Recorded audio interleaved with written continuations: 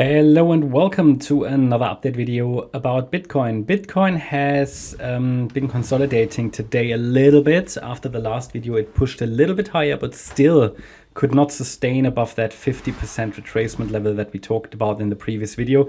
In this video, I just want to talk about the intraday movements. Last video, if you're interested, check it out. You'll find it on the channel. I also covered the daily time frame.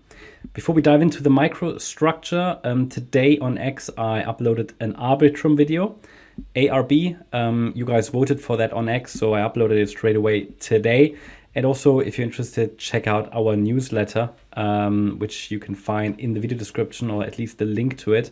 Today, I'll send it out later today. So if you want to get the latest MCO weekly issue, then then check it out. So this is Bitcoin's intraday chart, and the idea is still, that we could work our way higher.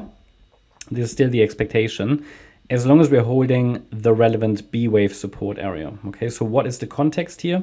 The context is that a larger third wave likely bottomed on Monday.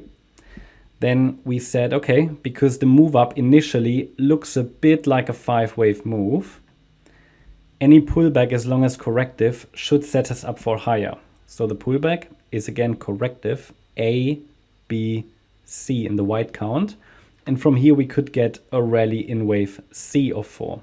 So the wave C would then be an A, B, C structure.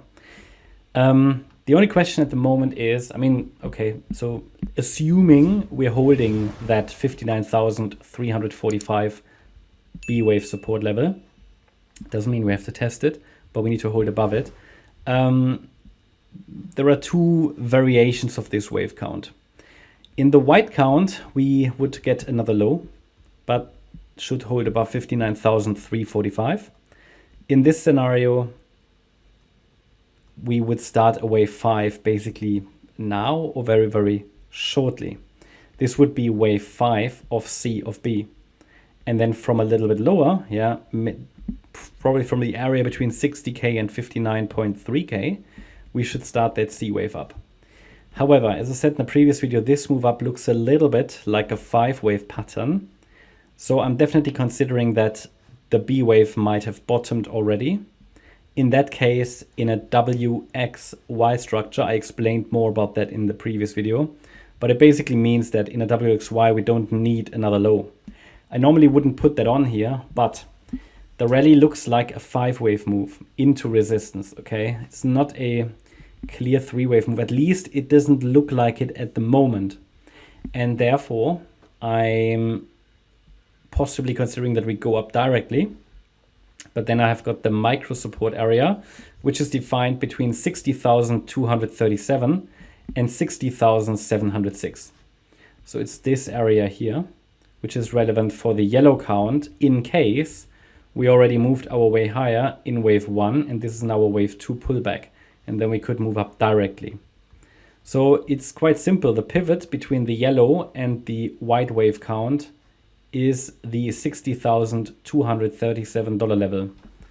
So as long as we're holding above it, we can go up higher directly. Below that level, okay, we still have support at 60,000 and 59,345, but in the white count. Of course, below 59,345, we will have to assume that we are going down more directly. Either way, and before I forget, one more low is expected. So it's literally about, we get one more low, that's the current expectation, but probably not until we get another small rally, then we go down. So in the short term, I'm watching for higher prices. This does not have the same quality as, let's say, a high quality long trade setup, definitely not, but I'm still watching for higher prices in the short term if the price can find support in that support region here.